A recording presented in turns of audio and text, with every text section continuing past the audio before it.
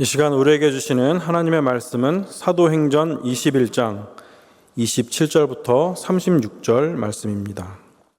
그 이래가 거의 참에 아시아로부터 온 유대인들이 성전에서 바울을 보고 모든 무리를 충동하여 그를 붙들고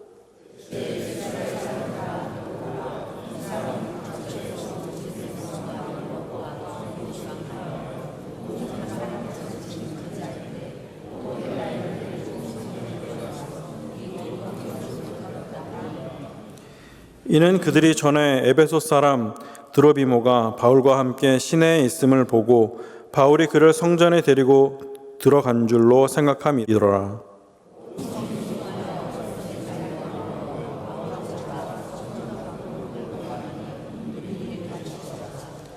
그들이 그를 죽이려 할 때에 온 예루살렘이 요란하다는 소문이 군대의 천부장에게 들리매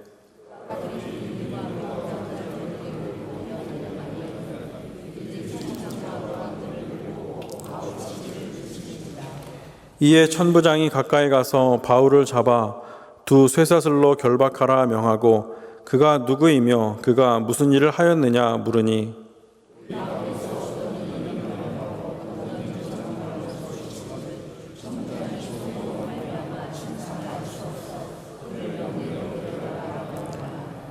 바울이 층대에 이를 때에 무리의 폭행으로 말미암아 군사들에게 들려가니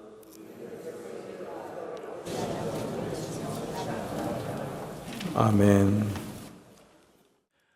바울이 예루살렘에 들어온 때가 오순절 때였습니다. 바울 자신이 이 오순절에 맞춰 예루살렘에 들어오려고 에베소에 있는 장로들을 밀레도로 굳이 불러서 마지막 유언을 당부하기도 했습니다. 그리고 이 오순절에는 지중해와 아시아에 흩어져 있던 유대인들이 다 예루살렘에 모여서 함께 하나님 앞에 예배를 드리고 또 제사를 드리게 됩니다. 그러면 그 중에 당연히 자기 살던 곳에서 복음을 전하던 이 바울을 알아보는 사람이 있을 수밖에 없지요. 결국 이들이 예루살렘 한복판에서 바울을 알아보게 되고 일이 터지게 됩니다. 27절을 여러분들이 보시면 그 이래, 그러니까 결례를 행하는 이래지요. 그 이래가 거의 참에 아시아에서부터 온 유대인들이 성전에서 바울을 보고 결국 아시아에서 온 유대인들이 자기 동네에서 복음을 전하던 이 바울을 알아보게 된 것입니다. 그리고 이 사람들이 많은 무리를 충동하여서 바울을 붙들고 소리를 칩니다. 28절입니다. 외치되 이스라엘 사람들아 도우라. 이 사람은 각처에서 우리 백성과 율법과 즉 이곳 예루살렘 성전을 비방하여 모든 사람을 가르치는 자이다. 그리고 또 이 사람은 헬라인을 데리고 성전에 들어가서 이 거룩한 것을 더럽혔던 자이다 라고 고소를 합니다. 물론 거짓말입니다. 하지만 어떤 것에 충동된 사람들은 흥분을 가라앉히고 진실이 무엇인지를 헤아려 들으려고 하질 않죠.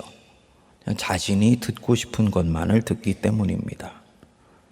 결국 30절을 보니까 온 성이 소동하여서 백성이 달려와 모여 바울을 잡아 성전 밖으로 끌고 나갔다. 그렇게 얘기를 합니다.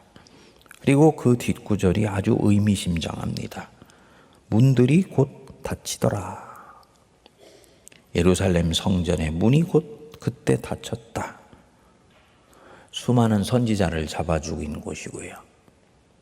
이 땅에 오신 메시아 예수 그리스도를 십자가에 못 박은 곳이고 하나님의 종인 의인 바울을 누명을 씌워 매질하고 끌고 나가는 사람들이 주인이 되어 있는 곳.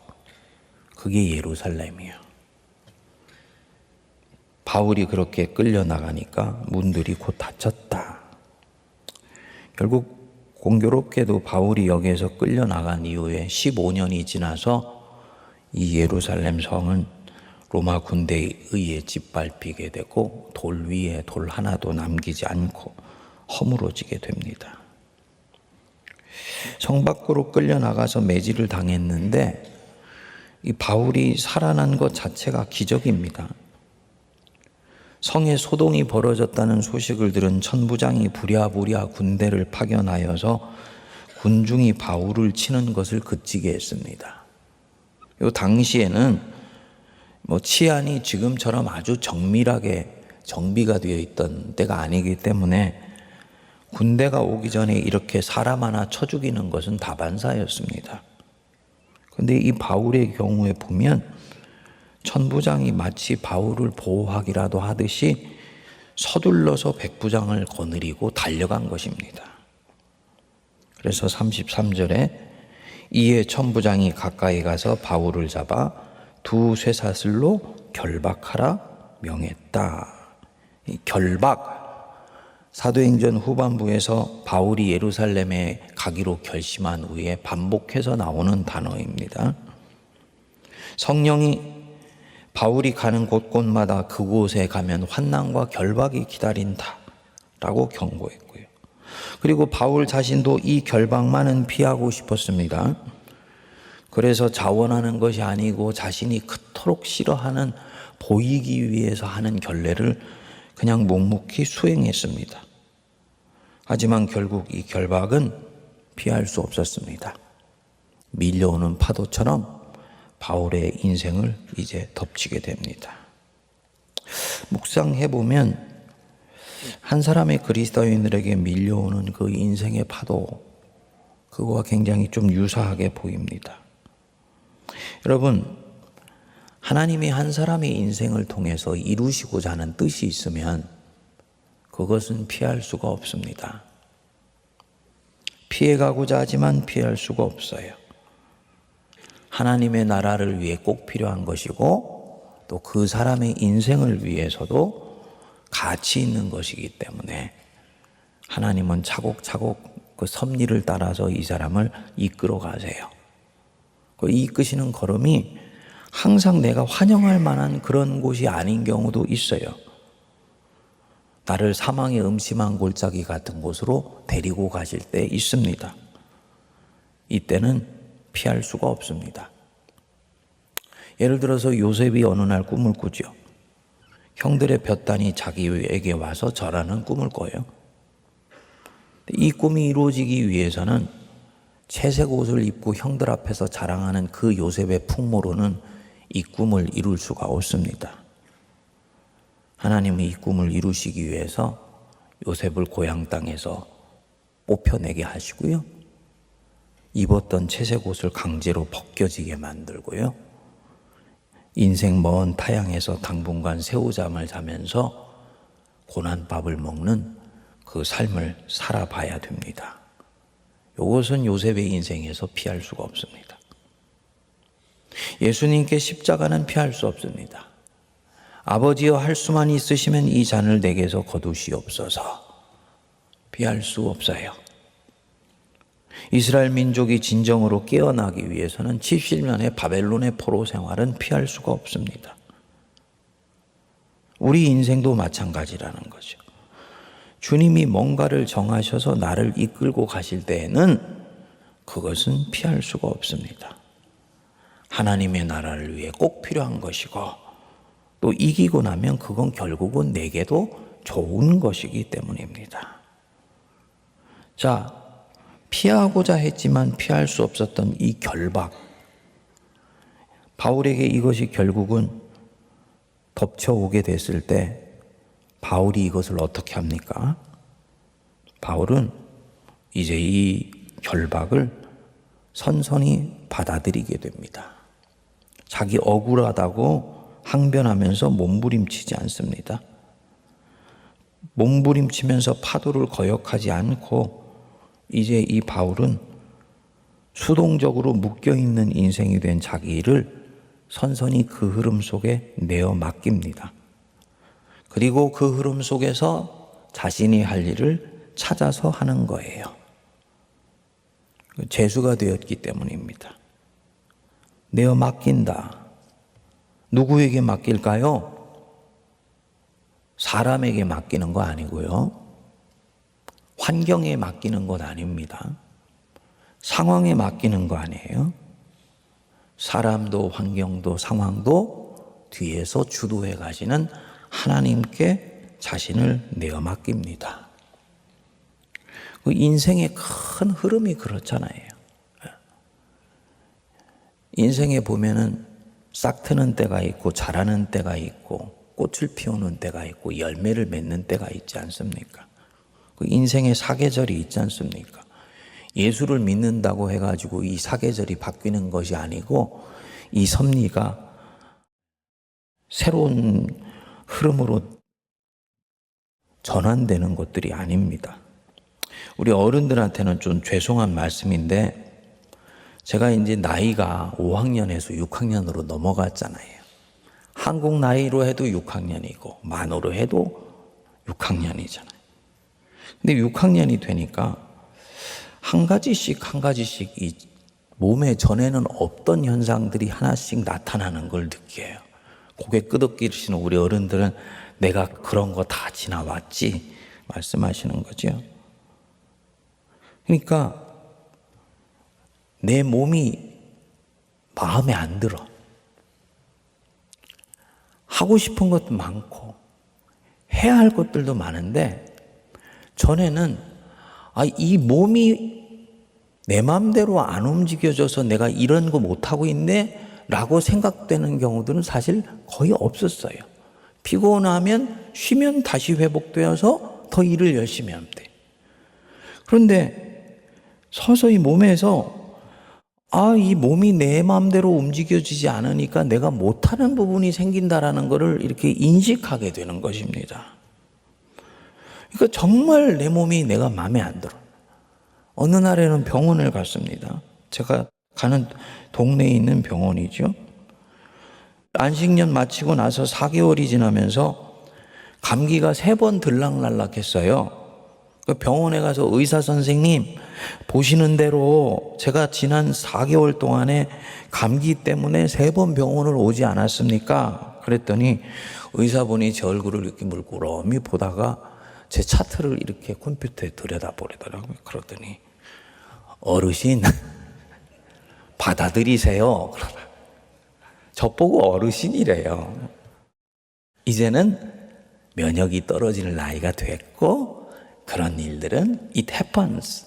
일어나게 된다는 거죠. 그 짧은 시간에 그분의 말씀이 저한테 굉장히 많은 것을 생각하게 했습니다. 어르신, 이제는 받아들이세요. 환자가 얼마나 졸갑증 내면서 자기를 마음에 들어하지 않는 것을 알게 된 것이지요. 더 많이 할 일이 있기 때문에 더 몸을 왕성하게 해주셔야 되는데, 삼손 같은 힘을 주셔야 되는데, 왜 인생의 후반부로 가면 우리의 몸은 꺾이게 되고 이 육신의 한계에 의해서 하나씩 하고 싶은 일들을 내려놓도록 만들어 놓을까? 뭘 얘기하는 것일까요? 주님이 말씀하시는 것이구나. 네 인생에 못하는 부분들이 있다라는 것, 하나님의 은혜로만 되는 일이 있다는 것을 뼛속까지 인정하면서 받아들이고 이제는 정말 중요한 부분에 선택하고 집중할 때가 되었다라는 것을 말씀해 주시는 거지요. 그렇죠? 예. 이때 이 아멘 하시는 것은 무슨 뜻입니까? 여러분, 모든 것이 다 그런 것 같습니다. 내 인생에 내가 어떻게 할 수 없는 크고 작은 삶의 파도가 밀려올 때 우리는 때로는 저항하기도 하고 때로는 밀쳐보기도 하고 때로는 피해보려고 하는데 그것이 주님이 정하신 것이고 또는 주님이 허락하신 것이면 그것은 내가 어떻게 할 수 없는 것이다. 이때는 그 흐름 속에 나를 내어 맡기면서 내가 해야 되는 가장 소중하고 보배롭고 핵심적인 일들에 집중해서 하는 거예요. 사도 바울 이 부분에서 이미 마음의 정리가 됐어요. 그는 저항하지 않으면서요, 죄수이지만 하나님의 복음을 전할 수 있는 그 기회들을 반복해서 찾아나가게 됩니다. 다음 주에 이제 그 부분이 나옵니다. 감사한 것 한 가지가 있습니다. 틀림없는 것입니다. 한 가지입니다.